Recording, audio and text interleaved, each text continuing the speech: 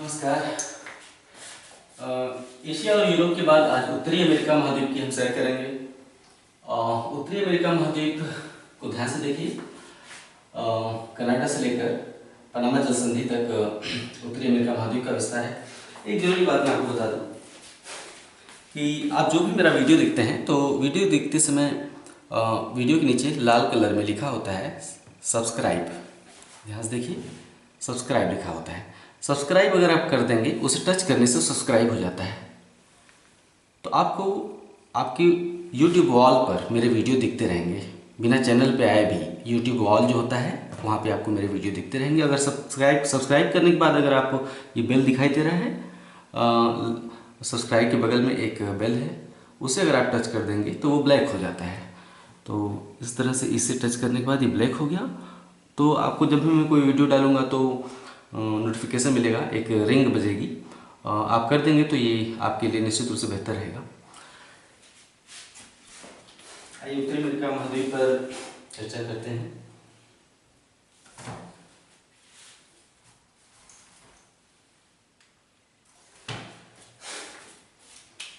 सबसे उत्तर एयर लिखा हुआ है, इसे हम अलास्का कहते हैं।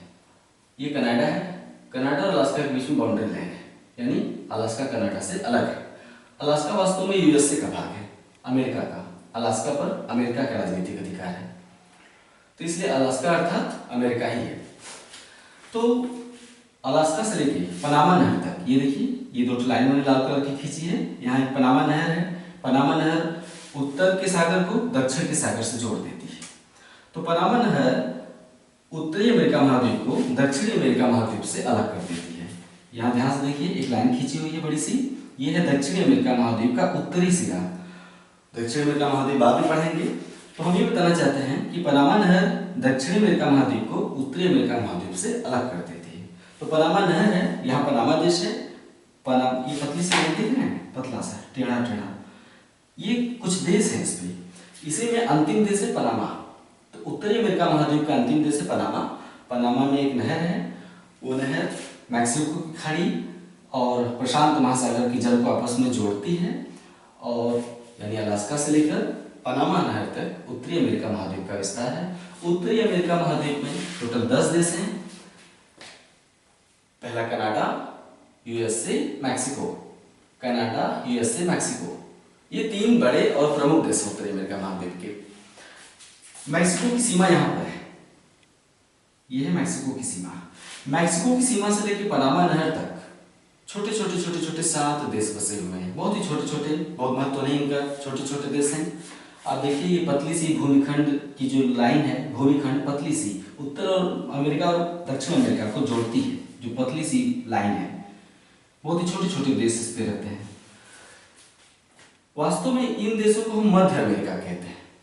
मध्य अमेरिका यही है, मैक्सिको के दक्षिण में पनामा नहर तक या पनामा जल संधि तक, इस पे जो 7 छोटे छोटे देश बसे हैं, इन 7 देशों को हम क्या कहते हैं? मध्य अमेरिका। तो आपका होमवर्क ये है कि मैक्सिको के दक्षिण में पनामा नहर तक जो 7 छोटे छोटे देश हैं, उनका नाम आप अपने नोट में लिखिएगा, और साथ ही राजधानी आप लिखेंगे कि उत्तरी अमेरिका महाद्वीप में 10 देश हैं, 3 बड़े महत्व के देश और 7 छोटे छोटे देश, उनका नाम और राजधानी आप नोट करेंगे। तो आइए कनाडा और यूएसए पर चर्चा करते हैं। यहाँ पर लिखा है 49 डिग्री उत्तरी अक्षांश रेखा। 49 डिग्री उत्तरी अक्षांश रेखा। विषुवत रेखा दक्षिण अमेरिका महाद्वीप से होकर गुजरता है। तो विषुवत के उत्तर में कौन सा गोलार्ध है? उत्तरी गोलार्ध। उत्तरी ध्रुव पर कौन सा अक्षांश होता है? 90 डिग्री। विषुवत रेखा कौन सा अक्षांश है? 0 डिग्री। तो जब 0 से हम 90 डिग्री अक्षांश की ओर बढ़ते हैं तो रास्ते में 49 डिग्री अक्षांश आता है। 49 डिग्री उत्तरी। 49 डिग्री उत्तरी अक्षांश को कनाडा और यूएसए ने आपसी सहमति से दोनों देशों की सीमा मान लिया है। आपसी सहमति से, देखिए बिल्कुल सीधी सीमा है। क्या भारत पाकिस्तान की ऐसी हो सकती है? नहीं। ऐसे सीधी सीमा तभी हो सकती है जब 2 देशों में बहुत शांति हो। यहाँ पर भारत पाकिस्तान की तरफ गोलीबारी नहीं होती, तोपें नहीं चलती, आतंकवादी नहीं भेजे जाते, आत्मघाती दस्ता नहीं भेजा जाता है। दोनों एक प्रजाति के देश हैं, दोनों में एक प्रजाति के मानव रहते हैं, दोनों का धार्मिक रुझान, दोनों एक धार्मिक समुदाय है, कनाडा और अमेरिका के लोग। इसलिए इन्होंने मिलकर आपसी सहमति से, ताकि विकास कर सके, साथ साथ मिलकर एक 49 डिग्री उत्तरी अक्षांश रेखा को आपसी सीमा मान ली है। दुनिया की सबसे बड़ी शांतिपूर्ण सीमा इसे माना जाता है। दुनिया की सबसे लंबी शांतिपूर्ण रेखा भी कहा जाता है 49 डिग्री उत्तरी अक्षांश को। 49 डिग्री उत्तरी अक्षांश को 49 डिग्री समानांतर रेखा भी कहा जाता है। 49 डिग्री समानांतर रेखा भी कहा जाता है। तो 49 डिग्री उत्तरी समानांतर उत्तरी अक्षांश रेखा कनाडा और यूएसए की सीमा बनाती है। इसकी पूर्व में 5 झीलें हैं, गोल गोल दिखाई दे रहा है। इन 5 झीलों को ग्रेट लेक्स कहते हैं। 5 झीलें हैं, इनको सम्मिलित रूप से हम ग्रेट लेक्स कहते हैं। ग्रेट लेक्स मतलब महान झीलें। महान झीलों की पूर्व में सेंट लॉरेंस नदी है। सेंट लॉरेंस नदी सेंट लॉरेंस की खाड़ी में गिर जाती है। ये पूरा अटलांटिक महासागर है। उत्तरी अमेरिका महाद्वीप के पूर्व में अटलांटिक महासागर और अटलांटिक महासागर के पूर्व में यूरोप अटलांटिक महासागर उत्तरी अमेरिका। तो सेंट लॉरेंस नदी सेंट लॉरेंस की खाड़ी में गिर जाती है। खाड़ी क्या होता है? 3 ओर से भूमि से घिरा हुआ जो सागर है उसे हम क्या कहते हैं? खाड़ी। ये देखिए 3 ओर से जल से घिरा है, 3 ओर से भूमि से घिरा हुआ है, इसे हम क्या कहते हैं? खाड़ी। तो सेंट लॉरेंस की खाड़ी में सेंट लॉरेंस नदी गिर जाती है। तो कनाडा और यूएसए की सीमा 3 चीजों द्वारा मिलकर निर्मित होती है। 49 डिग्री उत्तरी समानांतर रेखा, ग्रेट लेक्स और सेंट लॉरेंस नदी मिलकर कनाडा और यूएसए की सीमा निर्धारित करते हैं। ग्रेट लेक्स में 5 झीलें हैं। पश्चिम से पूर्व की ओर लिखेंगे। पहला सुपीरियर,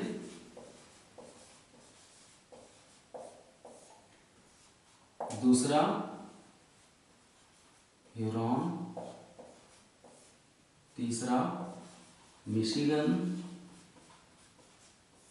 चौथा ईरी, पांचवा ओंटारियो।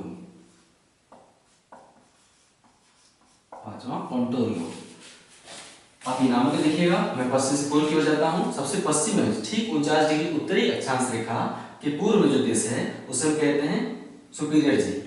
सुपीरियर झील एक नहर से जुड़ा है ह्यूरॉन झील से। Huron, superior, Huron, Michigan, eerie, Ontario. Superior, Huron, दक्षिण में नीचे है मिशिगन, ईरी, ओंटारियो। मैं फिर से दोहरा रहा हूं, superior, Huron, Michigan, eerie, Ontario. ये 5 झीलों को सम्मिलित रूप से हम क्या कहते हैं? ग्रेट लेक्स कहते हैं। इसमें से सुपीरियर झील दुनिया की ताजे पानी की सबसे बड़ी झील है। दुनिया की सबसे बड़ी झील कैस्पियन सागर, लेकिन कैस्पियन सागर नमकीन झील है। दुनिया की सबसे बड़ी ताजे पानी की झील सुपीरियर झील। सुपीरियर झील ग्रेट लेक्स में सबसे बड़ी है। सुपीरियर झील के पूर्व में जो झील है उसे हम कहते हैं ह्यूरॉन। सुपीरियर ह्यूरॉन से एक नहर द्वारा जुड़ी है। ह्यूरॉन ईरी से एक नहर द्वारा जुड़ी हुई है। ईरी ओंटारियो से एक नहर द्वारा जुड़ी है। लाल लाल लाइनें देख रहे हैं, ये नहर है जो कि सभी को आपस में जोड़ते हैं। तो ग्रेट लेक्स में 4 झीलें ही सीमा पर हैं, सुपीरियर, ह्यूरॉन, ईरी, ओंटारियो। अर्थात इन चारों झीलों के जल पानी का प्रयोग दोनों देश करते हैं, कनाडा भी यूएसए भी। लेकिन जो मिशिगन झील है, तीसरा झील जो सुपीरियर के दक्षिण में है, ये कनाडा की सीमा पर नहीं है, ये पूरी तरह से यूएसए की सीमा में है। यानी सुपीरियर, ह्यूरॉन, ईरी, ओंटारियो सीमा पर है। ये देखिए नहर प्रणाली से जुड़े हुए ये सीमा है। यानी इसको आप क्या मान सकते हैं? सीमा मान सकते हैं यूएसए और कनाडा की। लेकिन जो मिशिगन झील है वो पूरी तरह से अमेरिका में है, अर्थात मिशिगन झील का प्रयोग कनाडा नहीं करता होगा। लास्ट की 2 झीलें हैं ईरी और ओंटारियो। ईरी और ओंटारियो के बीचों बीच एक जलप्रपात है। जल सुपीरियर से होकर ओंटारियो तक और फिर सेंट लॉरेंस नदी तक और फिर अटलांटिक महासागर में गिर जाता है। इसका मतलब पश्चिम में ढाल है ऊंचा और पूर्व में जाने पर ढाल नीचे चला गया है। तभी ईरी से जब ओंटारियो की तरफ जल बढ़ता है तो ऊंचाई से गिरता है। ईरी से जब जल ओंटारियो की तरफ गिरता है, आपने झरने देखे होंगे ना, छोटे छोटे आसपास के क्षेत्र में होते हैं, मिर्जापुर में तो कई झरने आप देखते हैं ऊपर से गिरता है। ठीक उसी तरह ईरी से एक झरना गिरता है ओंटारियो में ऊपर से। इस झरने को हम कहते हैं 1 मिनट, नियाग्रा जलप्रपात। ईरी और ओंटारियो के मध्य एक जलप्रपात है, उसे हम कहते हैं नियाग्रा जलप्रपात। क्योंकि ऊपर से प्रपात गिर रहा है तो वहां जल विद्युत के उत्पादन की संभावना होती है। तो नियाग्रा जलप्रपात से बड़ी मात्रा में जल विद्युत का उत्पादन होता है। इस जल विद्युत का प्रयोग कनाडा भी करता है और अमेरिका भी करता है, समझे? ठीक है।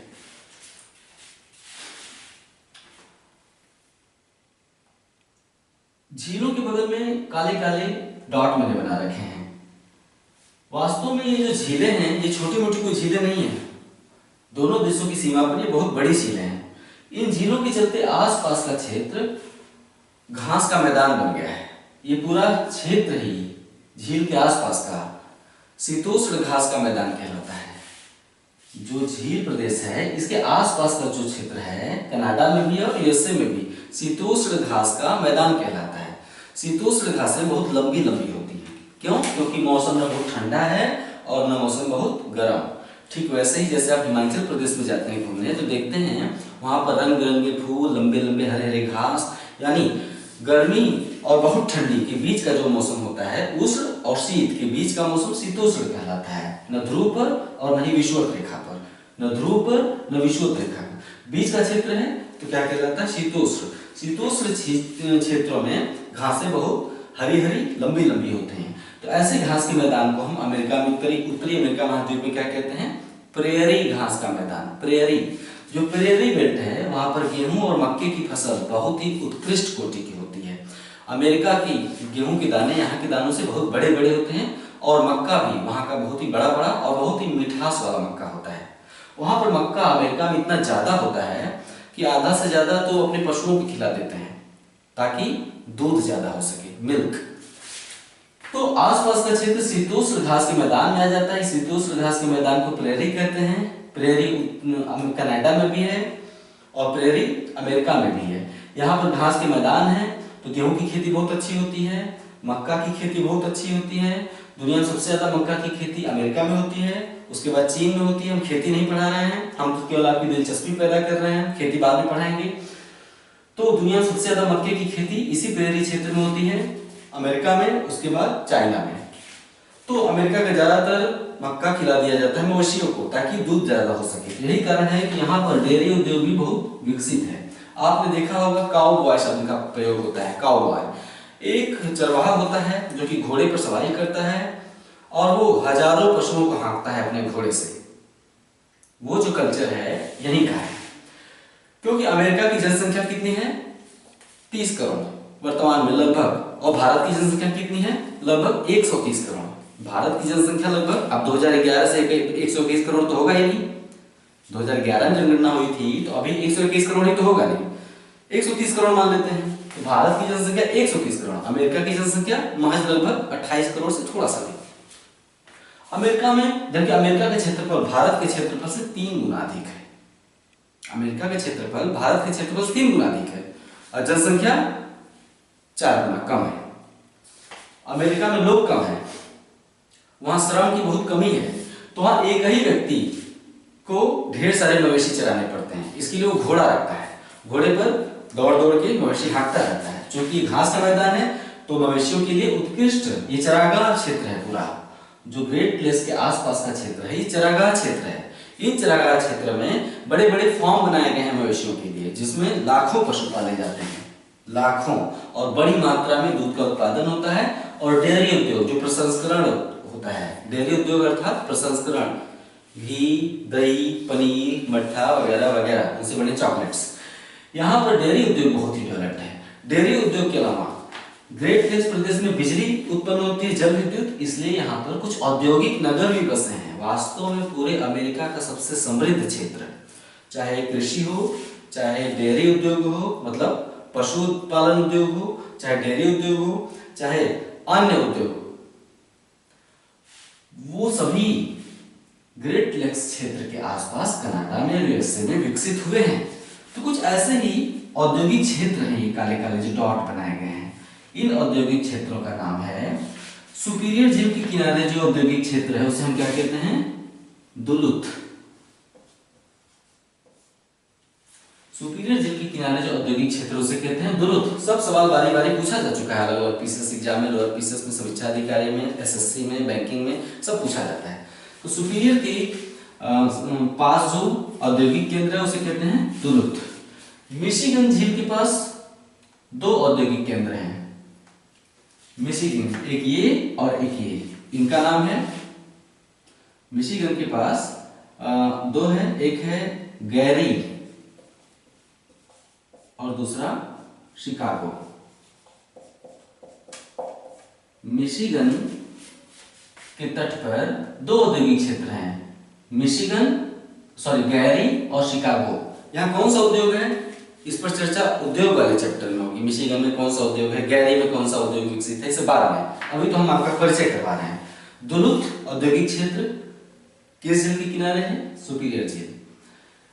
गैरी औद्योगिक क्षेत्र मिशिगन झील। शिकागो औद्योगिक शहर मिशिगन झील।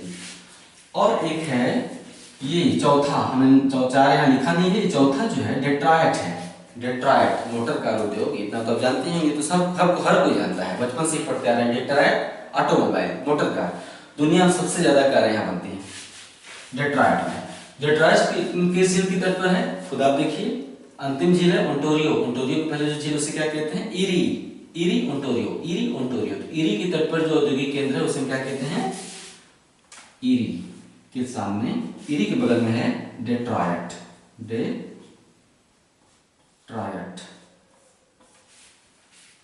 दुलुथ सुपीरियर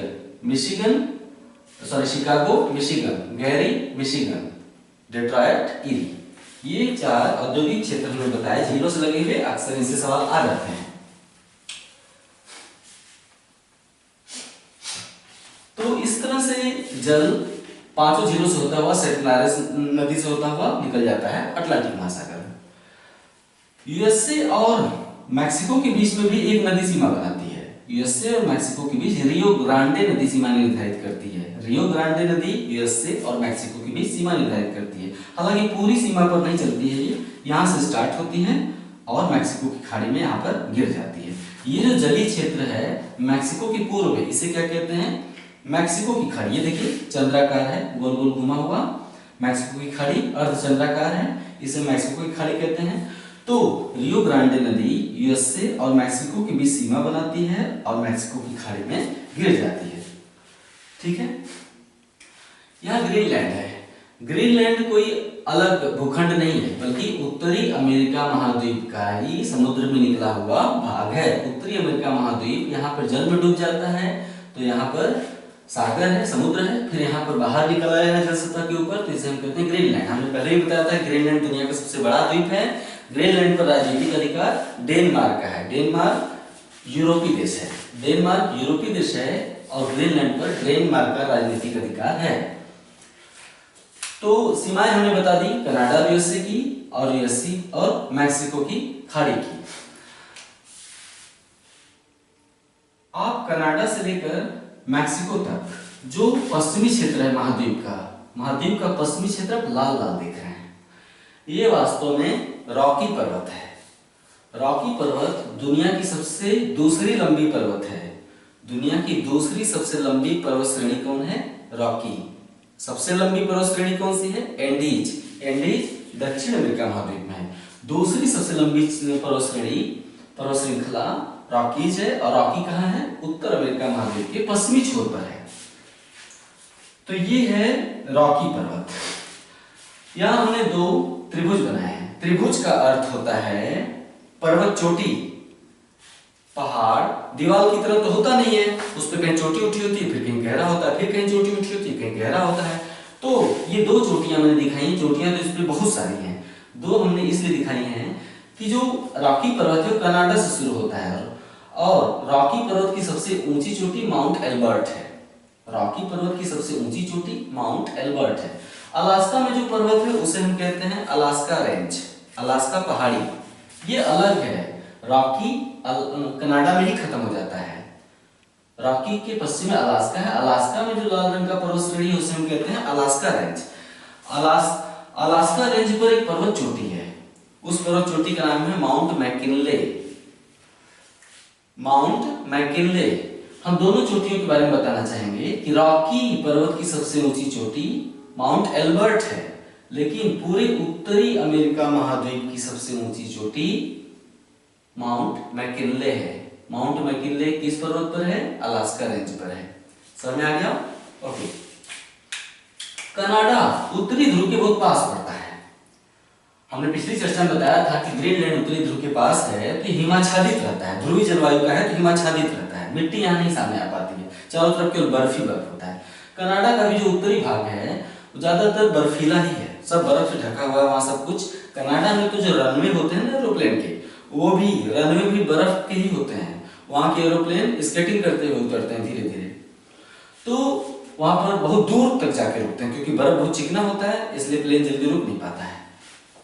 तो कनाडा में जब गर्मी आती है, भाई हर देश में गर्मी आती है फिर ठंडी आती है, हमने सूर्य का उत्तरायण दक्षिणायन वाला नियम बताया ही, अगर नहीं समझ पा रहे हैं तो जाके पृथ्वी की गतियां पढ़िए, मौसम ऋतु परिवर्तन, वहां समझ जाएंगे। तो जब यहाँ कनाडा में गर्मी आती है तो बर्फ पिघलता है, और जब बर्फ पिघलता है तो कनाडा में जगह जगह कुछ झीलों का निर्माण हो गया है। ये झीलें स्थायी हैं जो कि ठंडी में जम जाती हैं और फिर गर्मी में पानी बन जाती हैं। तो ये झीलें उत्तर से दक्षिण में 4 झीलों के नाम में बताऊंगा, अक्सर परीक्षा में पूछे जाते हैं। कनाडा की झीलें हैं, सबसे उत्तरी झील के सामने बी लिखा है, ये देखिए 1 2 3 4, कनाडा में 4 झीलें हैं, 1 2 3 4। यहाँ कनाडा को हम मिटा दे रहे हैं, बेवजह का ध्यान आकर्षित कर रहा है, आप समझ ही गए हैं।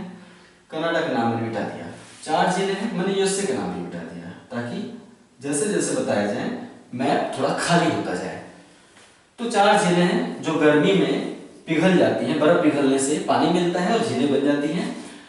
Great Bear, Great Slave, Athabasca, Winnipeg, 4 झीलों के नाम मैंने बताया, इंग्लिश के लेटर लिखे हुए हैं, बी से ग्रेट बियर, उसके दक्षिण में एस से Great Slave, Great Bear, Great Slave, Great Slave के दक्षिण में तीसरा अथावस्का, अथावस्का के दक्षिण में 49 डिग्री समांतर रेखा के पास विनिपेग। ये चारों झीलें उत्तर से दक्षिण में क्रम से हैं और ये किस देश में हैं? कनाडा की झीलें हैं। अक्सर सवाल पूछा जाता है, ठीक है। आपसे ऐसे भी ऑप्शन दिया जाएगा कि कौन सी झील महान ग्रेट लेक्स में शामिल नहीं है। 3 ऑप्शन इसमें से बना दिया जाएगा, 1 ऑप्शन इसमें से बना दिया जाएगा। तो इनका नाम तो आपने पढ़ा है, Superior, Huron, Michigan, Erie, Ontario. ये हैं Great Bear, Great Slave, Athabasca, Winnipeg. बार बार पढ़ने से, देखने से, नोट बनाने से सब कुछ याद हो जाएगा, कुछ भी कठिन नहीं है, बस साथ में लगे रहिए। कनाडा के उत्तर में जो उत्तरी कनाडा है ये जल से भरा हुआ है, यानी जो आर्कटिक सागर है, उत्तर में आर्कटिक महासागर ध्रुव के पास, उसका जल कनाडा में अंदर तक घुसा हुआ है। तो इसे 3 ओर से जल घिरे हुए सागर को क्या कहते हैं? जो सागर 3 ओर से भूमि से घिरा हो उसे हम कहते हैं खाड़ी। तो इसका नाम हमने रख दिया है हडसन की खाड़ी। कौन सी? हडसन की खाड़ी। किस देश में अंदर तक घुसी हुई है? कनाडा में, यानी कनाडा के तट पर है, कनाडा के उत्तरी तट पर है हडसन की खाड़ी। ओके,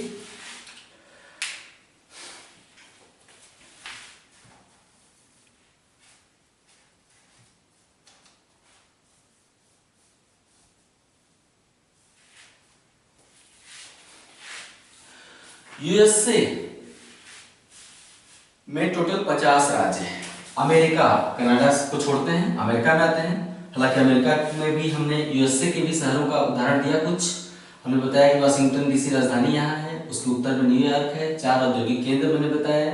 मैंने ग्रेट लेक्स झीलों के आसपास प्रेरी मैदान और वहाँ के औद्योगिक क्षेत्रों की विशेषताएं बताई, कैसा क्यों है, क्यों यहाँ उद्योग विकसित हुए हैं, क्यों ज्यादा खेती होती है। अब हम चर्चा करेंगे कि अमेरिका में कितने राज्य हैं। अमेरिका 50 राज्यों में बटा हुआ है, 50 राज्य। अमेरिका में कितने राज्य हैं? 50 राज्य। अमेरिका के विषय में विशेष रूप से परीक्षाओं में इसलिए पूछा जाता है क्योंकि अमेरिका दुनिया की महाशक्ति है और सबसे बड़ी अर्थव्यवस्था है, एक ताकत है अमेरिका। अब आपसे कांगो गणराज्य के राज्य थोड़ी पूछा जाएगा, या फिर सूडान में कितने राज्य हैं ये नहीं पूछा जाएगा, या फिर दक्षिण अफ्रीका में कितने राज्य हैं नहीं पूछा जाएगा। लेकिन अमेरिका की जानकारी रखनी चाहिए। 50 राज्य, 50 राज्य। इसके अलावा अमेरिका में एक संघीय जिला है, संघीय जिला। कैसे भारत में 29 राज्य और 7 केंद्र शासित प्रदेश हैं। 7 केंद्र शासित प्रदेशों को क्या कहते हैं? संघीय राज्य। उसी तरह अमेरिका में 50 राज्य और 1 संघीय जिला है। अमेरिका में जो संघीय जिला है एक, उसका नाम है डिस्ट्रिक्ट ऑफ कोलंबिया। संघीय जिले का नाम क्या है? District of Columbia. District of Columbia का शॉर्ट फॉर्म क्या होगा? डीसी। डिस्ट्रिक्ट से डी, कोलंबिया से सी, यानी डीसी। संघीय जिले का नाम क्या है? डीसी। वास्तव में वाशिंगटन डीसी का फुल फॉर्म क्या होगा? Washington District of Columbia. अर्थात अमेरिका में 50 राज्य हैं और 1 संघीय जिला है, उसका नाम है वाशिंगटन डीसी। वाशिंगटन डीसी ही वो संघीय जिला है और यूएसए की राजधानी है। वाशिंगटन डीसी का जिक्र आ गया है तो बता दूं कि वाशिंगटन ऐसे नहीं है, उसका तट वाशिंगटन ऐसे है, ऐसे है, फिर ऐसे है, ये यानी एक सकरी खाड़ी बन जाती है अंदर, जलराशि ऐसे अंदर घुसी हुई है तो सकरी खाड़ी बन जाती है। खाड़ी का अर्थ हमने बताया क्या होता है? 3 ओर से भूमि से घिरा हुआ जो समुद्र होता है, भूमि से घिरा हुआ 3 ओर से, उसे कहते हैं खाड़ी। तो वाशिंगटन डीसी चेसापीक की खाड़ी पर है, अटलांटिक महासागर का ही तट है। ये तो पूरा अटलांटिक महासागर है, लेकिन महासागर में कई खाड़ियां होती हैं, छोटे छोटे समुद्र होते हैं, कैसे मैक्सिको की खाड़ी है, उसी तरह से यहाँ पे चेसापीक की खाड़ी है। तो आपसे सवाल पूछा जाएगा कि वाशिंगटन डीसी किस खाड़ी के तट पर है? अमेरिका की राजधानी है, चेसापीक की खाड़ी पर है। ओके, वाशिंगटन डीसी के उत्तर में न्यूयॉर्क है। 50 राज्यों में सबसे बड़ा राज्य टेक्सास है। अमेरिका का सबसे बड़ा राज्य कौन सा है क्षेत्रफल में? टेक्सास। अमेरिका के पश्चिमी तट पर जो राज्य है, यानी यहां से लेकर यहां तक, ये पूरा क्षेत्र कहलाता है कैलिफोर्निया। अमेरिका का सबसे पश्चिमी राज्य कौन सा है? कैलिफोर्निया। सबसे बड़ा राज्य टेक्सास, सबसे पश्चिमी राज्य कैलिफोर्निया। कैलिफोर्निया राज्य में बीचों बीच जमीन का एक खंड नीचे धंसक गया है। कैलिफोर्निया, ध्यान दीजिए, हमने ये रॉकीज पर्वत बनाया है, लेकिन यहाँ पर खाली है, यहाँ पर रॉकी पर्वत नहीं है, खाली है। खाली होने का अर्थ है कि कैलिफोर्निया राज्य में जमीन का एक बहुत बड़ा भूखंड नीचे धंसक गया है। तो जब भूखंड आसपास के भूखंडों को छोड़कर बीच वाला भूखंड नीचे धंसक जाए, आसपास का भूखंड स्थिर है और बीच वाला भूखंड नीचे धंसक जाए, तो उसे हम कहते हैं भ्रंश। क्या? भ्रंश। तो कैलिफोर्निया राज्य में एक भ्रंश है, उस भ्रंश को हम नाम देते हैं, यह घाटी सैक्रामेंटो, सैक्रामेंटो, सैन जुआकिन,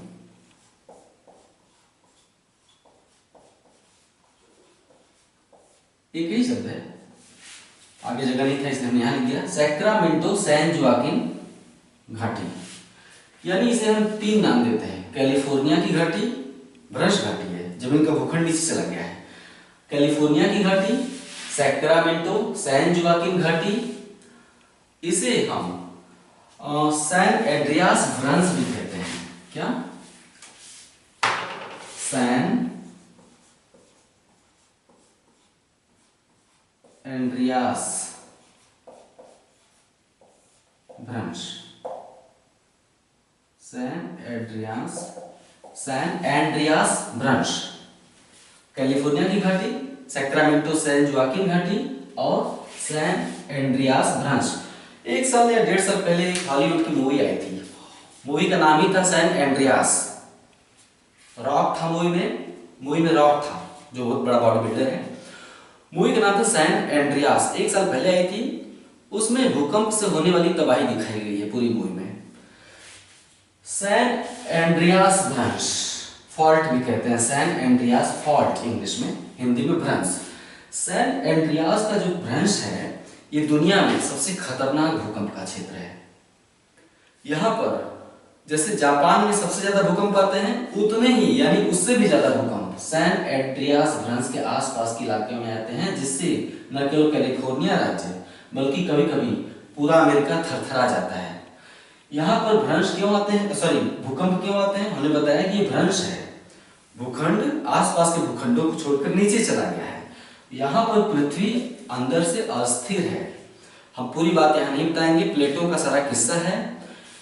एक लाइन बता दें कि धरती के भीतरी परत में, गर्भ में प्लेटें होती हैं जो अगल बगल ऐसे सरकती हैं। ऐसे हम ऐसे खड़ा करके दिखा दें, धरती के अंदर प्लेटें होती हैं जो कि ऐसे ऐसे सरकती हैं। तो जब प्लेटें अगल बगल सरकती हैं तो वहां पर भूखंड नीचे धंस जाता है। ऐसे जगहों पर बहुत तगड़े भूकंप के झटके आते हैं, इतने तगड़े जिनकी कल्पना नहीं की जा सकती। तो यहाँ पर जो मकान बनते हैं भूकंप रोधी बनते हैं कैलिफोर्निया राज्य में, क्योंकि अगर भूकंप रोधी नहीं बनेंगे तो सारे मकान गिर जाएंगे। यहाँ पे जो भी मकान बनते हैं 10-10 तल्ले, 15-15 तल्ले, 50-50 तल्ले, उसमें कमी नहीं है, विकास वही चरम पर है। लेकिन उनके नींव में स्प्रिंग लगाई जाती है चारों कोनों में, इस तरह से स्प्रिंग लगाया जाता है कि मकान हिलते हैं लेकिन गिरते नहीं। तो इस टेक्नोलॉजी में कैलिफोर्निया राज्य काफी आगे है, क्योंकि सैन एंड्रियास ध्वंस होने के कारण ये बहुत बड़ा भूकंप का इलाका है। तो कैलिफोर्निया की जो घाटी है सैक्रामेंटो सैन जोआकिन घाटी, उसकी एक और विशेषता ये है कि ये बहुत बड़ा तेल का भंडार है, पेट्रोलियम का। अमेरिका का आधा से ज्यादा तेल कैलिफोर्निया घाटी में पाया जाता है और सबसे ज्यादा तेल अमेरिका के यहीं से निकाला भी जाता है। कैलिफोर्निया की घाटी या फिर सैक्रामेंटो सैन जोआकिन घाटी से जो तेल निकाला जाता है उसका शोधन सैन फ्रांसिस्को की रिफाइनरी में होता है। कैसे भारत में ट्राम्बे रिफाइनरी है, मथुरा रिफाइनरी है, बरौनी रिफाइनरी है, गुवाहाटी रिफाइनरी है, बम्बई गांव की रिफाइनरी है। रिफाइनरियां क्या होती हैं? कच्चे तेल का शोधन करती हैं। ठीक है, तो यहाँ पर सैन फ्रांसिस्को रिफाइनरी है और कैलिफोर्निया में जो भी तेल निकाला जाता है सैन फ्रांसिस्को में उसका शोधन होता है। इसीलिए आपने देखा कि यहाँ पर मैंने खुला क्षेत्र बनाया है, खुला क्षेत्र अर्थात यहाँ पर पर्वत नहीं है। ये जैसे घाटी खुली हुई है वैसे ये क्षेत्र भी समुद्र के खुला हुआ है, यानी समतल क्षेत्र है ये पूरा। ये भी कैलिफोर्निया की घाटी भी समतल है और उसमें घुसने का जो रास्ता है वो भी समतल है, यानी इसे गोल्डन गेट कहते हैं। गोल्डन गेट कहाँ है? कैलिफोर्निया राज्य के पश्चिमी तट पर है। गोल्डन गेट ये खुला हुआ हिस्सा है जो कि कैलिफोर्निया की घाटी में घुसने का रास्ता प्रदान करता है। इसे गोल्डन नाम क्यों दिया गया गेट को? क्योंकि ये बहुत ही समृद्ध क्षेत्र है पेट्रोलियम से, तो पेट्रोलियम क्षेत्र में घुसने का रास्ता इधर से मिल जाता है, पहाड़ नहीं है, इसलिए इसे हम क्या नाम देते हैं? Golden Gate. किसे? सैन फ्रांसिस्को को। प्रश्न पूछा जाएगा किस शहर को गोल्डन गेट कहा जाता है, कई बार पूछा गया है। सैन फ्रांसिस्को को गोल्डन गेट कहा जाता है।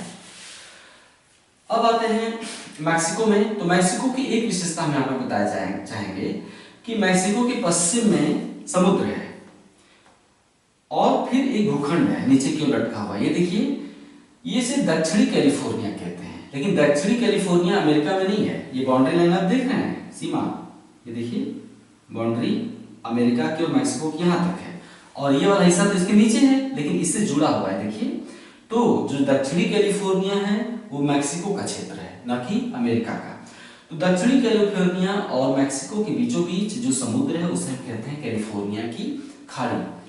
सवाल है कि ये क्षेत्र इससे अलग क्यों हुआ, बीच में खाड़ी कहां से आ गई? इसका जवाब है कि पहले ये क्षेत्र अलग नहीं था, इसमें सटा हुआ था। मैक्सिको में सटा हुआ था। हमने कहा कि यहाँ पर धरती के भीतर प्लेटें आसपास सरक रही हैं। प्लेटों के ऐसे सरकने से ये पूरा हिस्सा टूट रहा है। यही कारण है कि ये वाला भूखंड, हम आपका दिलचस्पी केवल बढ़ाने के लिए बता रहे हैं, तो ये वाला भूखंड मैक्सिको से अलग हो गया, धीरे धीरे दूर जा रहा है खिसकते हुए। ये देखिए हट रहा है, पश्चिम की ओर हट रहा है। उसी तरह ये वाला हिस्सा भी धीरे धीरे मुख्य अमेरिका की भूमि से हट रहा है पश्चिम की तरफ। एक समय ऐसा आएगा लाखों वर्ष बाद कि ये वाला हिस्सा कटकर यहाँ से छूट जाएगा। समझ रहे हैं? ये पृथ्वी के गर्भ में चलने वाली प्लेटों का सारा खेल है, बहुत कुछ चलता है। हम प्लेट टेक्टोनिक थ्योरी में इसे स्पष्ट करेंगे अगर आपकी रुचि होगी तो ये वाला हिस्सा टूटकर अलग हो जाएगा प्लेटों के चलते। तो एक समय ऐसा आएगा कि जब ये वाला हिस्सा यहाँ से टूटेगा तो इसकी तबाही पूरे अमेरिका में महसूस की जाएगी। इसीलिए वो मूवी बनी थी सैन एंड्रियास, उसमें उस तबाही को बहुत ही अच्छे से दिखाया गया है, रोंगटे खड़े जाते हैं देखकर।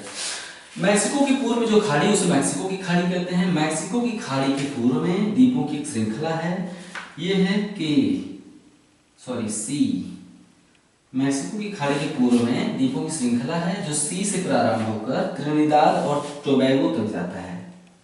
सी अर्थात क्यूबा। मैक्सिको की खाड़ी के पूर्व में द्वीपों की श्रृंखला है, लगातार द्वीपों की श्रृंखला दिखाई दे रही है।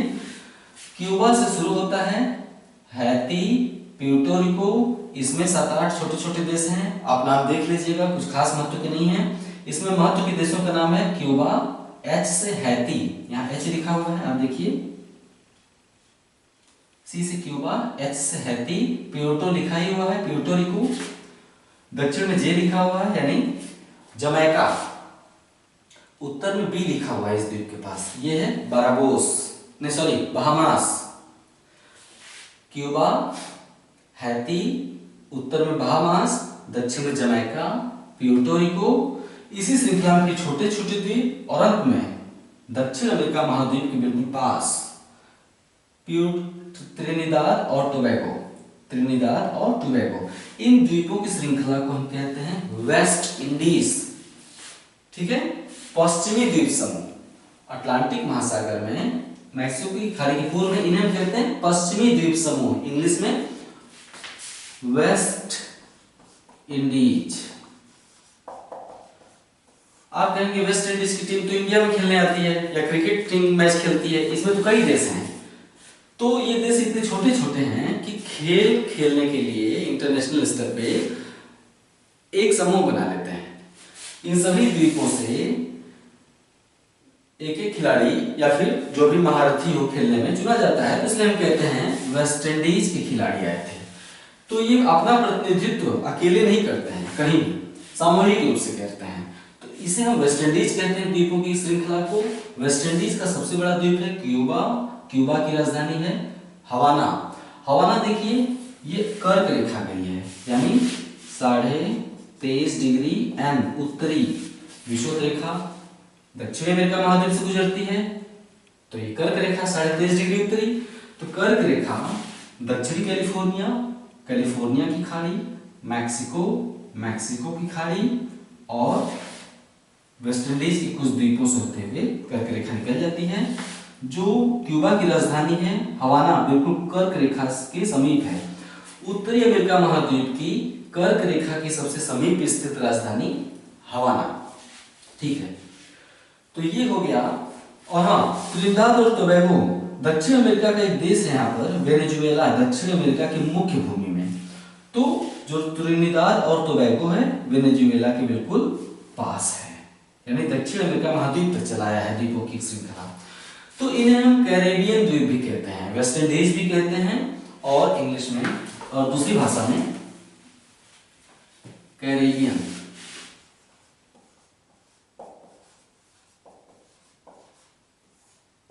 वेस्ट इंडीज या कैरेबियन द्वीप।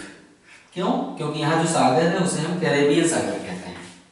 मैक्सिको, मैक्सिको की खाड़ी, मैक्सिको की खाड़ी के पूर्व में कैरेबियन सागर, और ये दोनों सागर किसके भाग हैं? मैक्सिको की खाड़ी और कैरेबियन सागर अटलांटिक महासागर के भाग हैं।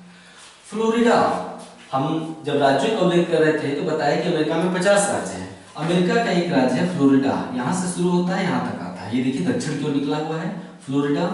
फ्लोरिडा के बीचों बिल्कुल छोर पर, एकदम तट पर, ये लाल रंग से मैंने एक स्थल बनाया है। फ्लोरिडा में एक तट पर एक शहर है, बहुत ही खूबसूरत टूरिस्ट प्लेस है, पर्यटन स्थल, नाम है मायामी। मायामी बीच बहुत ही फेमस है।